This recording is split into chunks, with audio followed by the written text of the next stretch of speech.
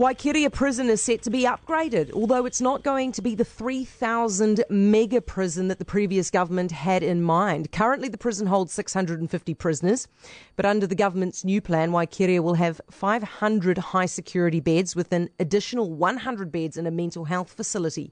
When the construction of the prison is completed in early 2022, the mental health facility will be the first of its kind. Corrections Minister Kelvin Davis is on the line and joins me now. Hi, Kelvin. Kia ora, Heather.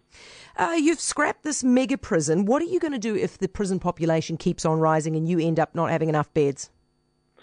Well, look, first of all, Heather, we took our time making the decision concerning the build of the prison, and we looked at a whole range of options, and we know that we've come to the right decision. There's going to be a 500-bed new prison, a 100-bed mental health facility, as well as the 380 that are already there.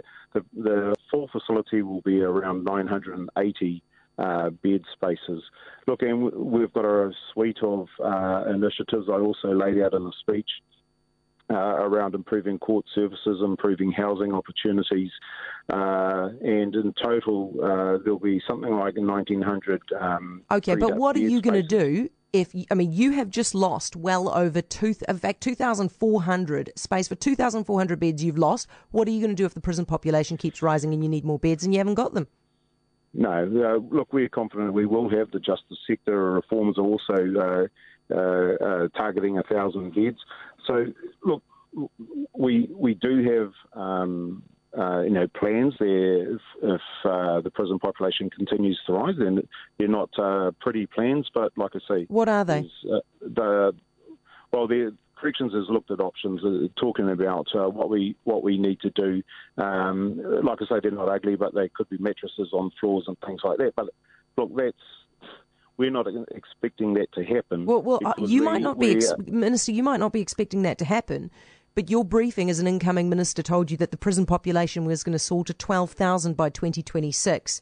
You have 11,000 beds by my count currently, so you are going to be 400 short because you're just adding another 600. You're going to be 400 short by 2026. What are you going to do? Mattresses on the floor, is that a solution?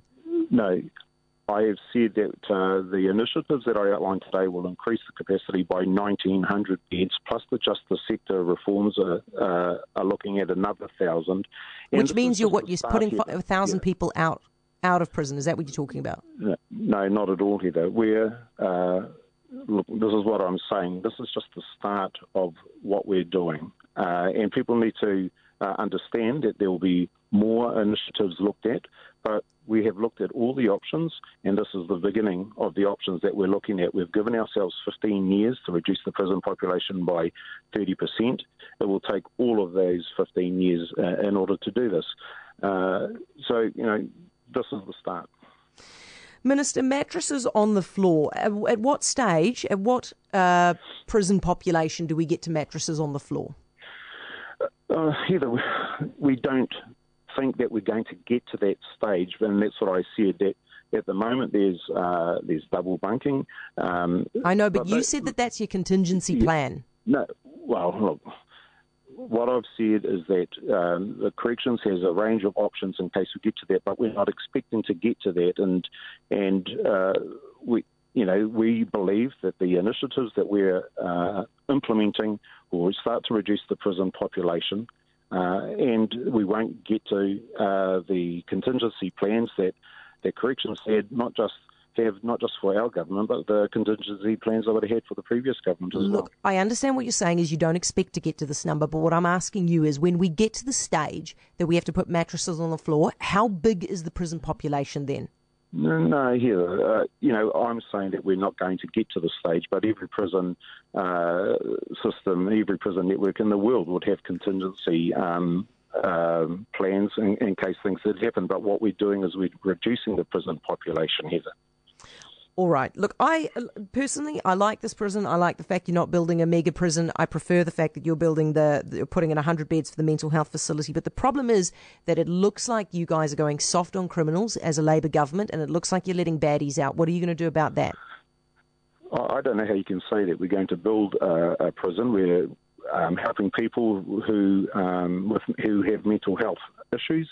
What we do at the moment is actually we punish people who are unwell. That's unfair. We have the whole other range of